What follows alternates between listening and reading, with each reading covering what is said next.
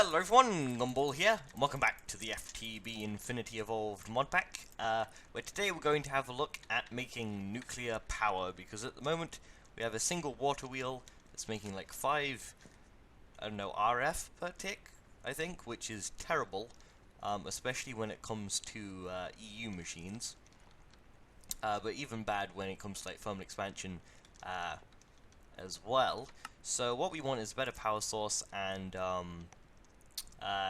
the reactor's like infinitely better, though we're not going to get the best form of reactor today. We're going to get one of the weaker ones, and we're going to have to start off by building it. And so what you need to build a reactor is you're going to need some reactor chambers, which are more basic machine casings and some lead plates. You're going to need a generator, which is an iron furnace, which we already have an electric one of, so you should have seen that recipe. Some iron plates and an RE battery. Put these in here. We're going to need some dense lead plates, which are just basically lead plates, and another one of those really expensive advanced circuits. So that's your reactor, done. And we're going to place it somewhere outside, and I don't care where it is for now because it's not going on. Now, as you can see here, it says what the output is, so currently we're making no energy, and what the temperature is, and you want to make sure this doesn't get too high, otherwise the machine will blow up. And here it says it's in EU mode, and the output is at 50% of the maximum possible power. And if you want to get that to 100%, you're going to have to make a reactor on HU mode. And to do that, you have to set up a whole water coolant system and all of that. And we don't have enough resources for that at all. One thing we're definitely going to need, if we're going to be messing around with radiation and stuff, is a hazmat suit, which we will wear from now on for this episode probably. Let's see, how does all the stuff work? Let's see, trousers, there we go, and a chest piece will probably be like this. How do you make the chest piece? Maybe, how do we make the chest piece? Let's see, hazmat. Oh, it takes 2 dye. Good to know. Zoop and zoop, like so, and I think we might be 1 dye short. Not a problem, I don't have to get out of there. We can grab some more orange dye. Go 1 there, and those, and that is not how you make rubber boots. How do you make rubber boots? Rubber boots are 6 and a piece of wool. That's good to know. There we go, rubber boots. I did have everything prepared before the episode, but I forgot. Between episodes, I made the nano suit body armor, which is here. That's 7 of these 1 energy crystal, and then 7 carbon plates, which is just a whole load of coal, macerated up and crafted together like a million times over. So that was pretty cheap, and yeah, let's get on with this. So what we're going to need to make the reactor work is a few things. So the first thing we're going to focus on is fuel, and for that we're going to need uranium, so let's put the uranium in the macerator, the ore. This will crush it up into crushed uranium. I think at the moment this is the most efficient way we have of getting it, but there are more efficient ones later. Next up, we're going to need a thermal centrifuge. This will take 48 EU per tick, which is why we really need better power. And this is going to use our mining laser, unfortunately. So that is kind of annoying, but it is worth it. And we'll put in the iron there. I have something wrong. Advanced machine, basic machine. Here's the advanced machine casing. Advanced machine casing, electric motor, iron ingots, electric motor, iron ingots, coil. Is it not accepting the 4 iron ingots, advanced, what? This is weird. This is the recipe.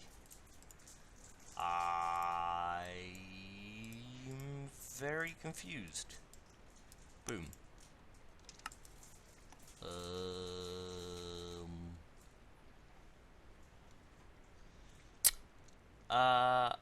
I'll go and see if emptying out the mining laser will work. And then I'll be right back. I don't know why that's not working. Maybe it has to be a full one. So I'll go test that, and then I will be right back. Okay guys, so I got rid of all the materials that I had to use to craft it. For some reason the recipe wouldn't work, so I just went into creative mode and quickly grabbed it. I really don't know why it wouldn't work, but I did have the materials, and searching around online I'm pretty sure it should be available. But let's hook it up here. I've put in the crushed uranium. Now this will build up heat as you use it, and you're gonna have to wait for it to cool down. I think maybe you've got to wait for it to fully heat up before it'll do something. As you can see, this heat bar is filling up, so we'll leave that to go. And the only other thing we're gonna really need for now is the canning machine. Now there's two versions, the solid canning machine and the fluid solid canning machine. Now the fluid solid one does more, and is better, and is cheaper, as far as I can tell. It's tin, a basic machine casing, and electronic circuit. So this one has 2 electronic circuits, and this one is just tin. So I would say that's much better and much cheaper, especially since it gets used for multiple things.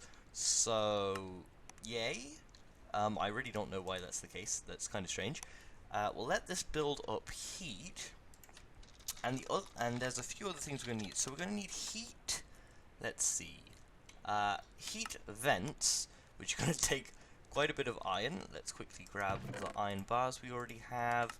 I'll probably make these motors away from... Yeah, I'll probably won't record crafting these because that's going to take a while. That rain is annoying me. And then there's heat exchangers, which are tin plates, copper plates, and electronic circuits. So all of this is going to have to wait for power. So I'll go craft this stuff, and hopefully I'll be able to show you the thermal centrifuge working. Then we'll get to making all of the power and stuff. Not power and stuff, uranium. And then once we have uranium, we'll be able to set up our nuclear reactor and hopefully get a good amount of power.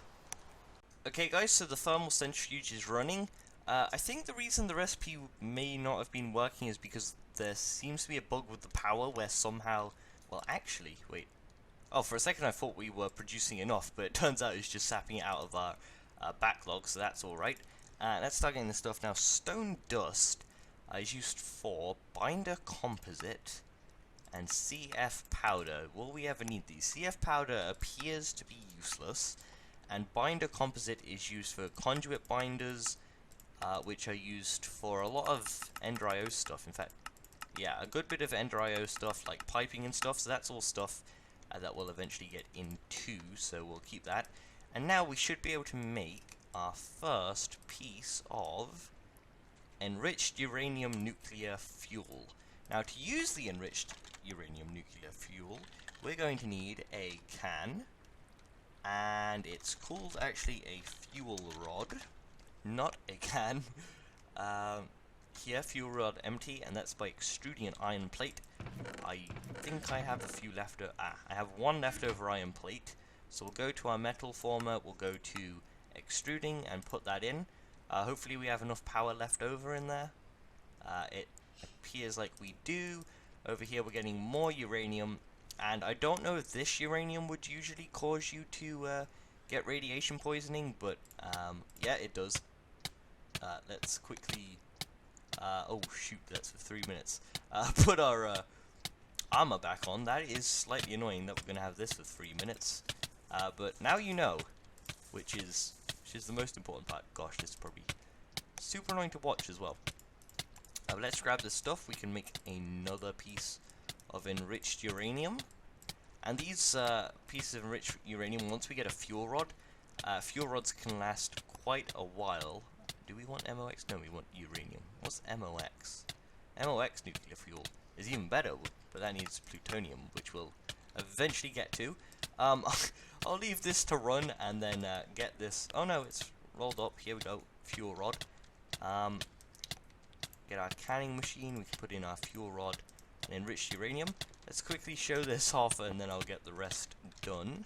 So let's do you and you. Is this? This is overheating, so I think I may let it cool down. This is canning, and as you can see, we are running low on power, but this should finish up, and we have our first fuel rod. I'll wait out this radiation and get some stuff done, and we'll be back to set up the reactor. So guys, I'm back, and I've decided, well, first of all, I got what we need. So I got some heat vents, though we may need to upgrade these to the reactor ones. I got some heat exchangers, which I found better than the reactor ones when testing in a creative world. I don't know if they are, but they seem to run much better, as far as I could tell. And I got a second fuel rod. Now I'm going to put the reactor here for demonstration, but I think it's probably not that safe here. I've got a feeling that if it explodes, I won't be too happy. But I'm pretty sure I have a pretty good setup for making sure it doesn't explode. We can put the wrench away now. Just in case, make sure when doing this to use a wrench when picking up your reactor. I haven't tested whether or not a pickaxe is suitable. And there we go, it can reach through the dirt apparently. That makes no sense. But now I'm going to do a kind of setup of how the best way I managed to find to get this reactor set up so that it doesn't overheat or anything. We can put in our fuel rods. Now we'll put down a lever right here, and this will start producing 20 EU per tick. Bear in mind this is EU, so that there is producing like, I don't know how many per tick. How many EU would it be doing? I know it's got RF, but I don't know how many EU, so we'll have to test the difference. Here we're at 1% temperature. None of these things are losing durability. Is this? Yeah, this one's just fluctuating, but it's actually saying the same. This should only go up a few percent, but it shouldn't go up too high. I think at most I ended up at 3, 4, or 5-ish. I don't think I really ended up above that. Though that may have been because of the heat vents and the type I had. It's now at 3%. If this starts getting too hot, I'll make sure to switch it off to let it cool down. But everything's all sitting quite still. I don't think there's another way of cooling this down other than these vents and exchanges. I'm not sure what works. Yeah, this has gone to 4%, which isn't what I was getting. So I'm going to switch that off for now and take the fuel rods out. I'm going to quickly go smelt up my copper in the smeltery, and then we'll see if there's a difference with the better heat vents. So we're going to need 5 times 6, I think, so we're going to need like 30 copper. So I'll go get that and see if the better heat vents work for cooling. Okay, so quickly before I mention the reactor, this creeper is kind of just switching its vision between me and absolutely nowhere. It's pretty funny to watch, actually. But I got the heat vents upgraded to reactor heat vents, and now with the reactor on, we're actually getting a temperature of 0%. So this isn't going up at all, which is really nice. Everything's sitting still, so we won't have to replace any parts. Super good. If any of these get to, I think, really high numbers, then that means their durability is really low, and you'll see the green bar go down. The only thing we really want to change is the fuel rods, and that's them being used, and I think they have quite a long use time, so we're getting 20 EU per tick for quite a while, and we can always make more uranium. Though getting the ore might end up a bit difficult at a point, but we do have a good bit here.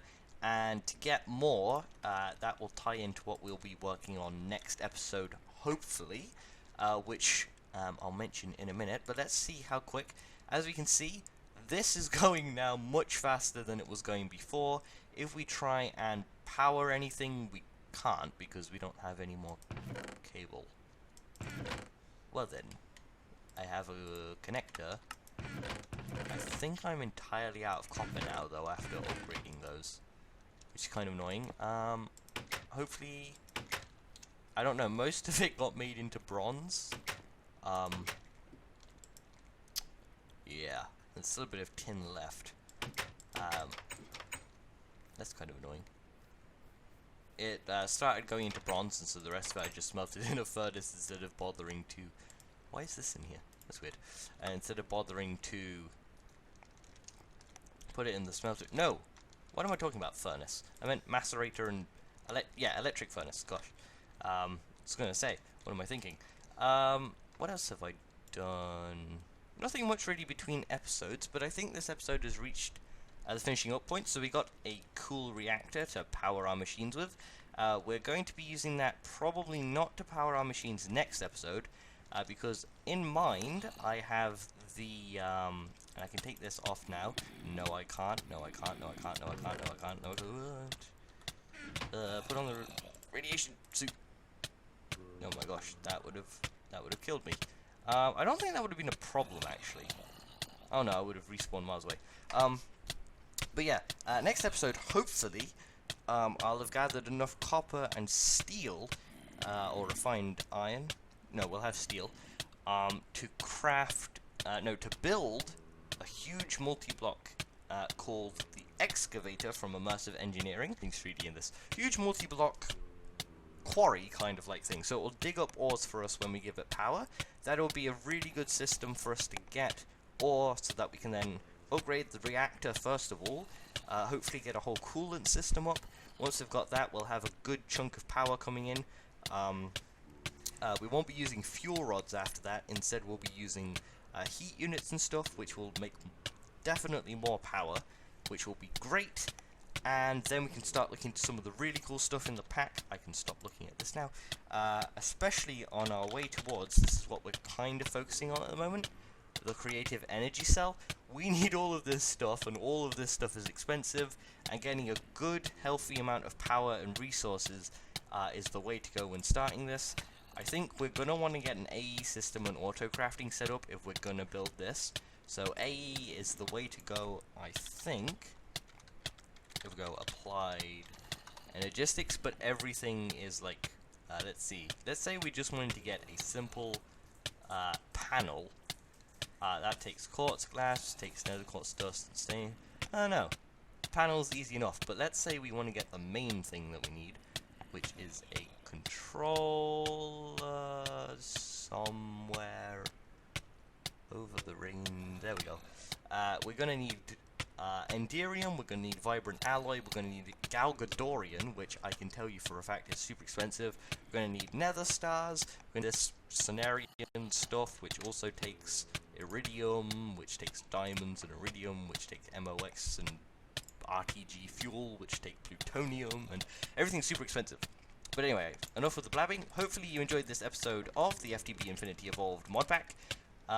Any better ways of setting up an IC2 nuclear reactor, please tell me. If you did enjoy, don't forget to leave a like. It lets me know that you did and that you may like to see some more.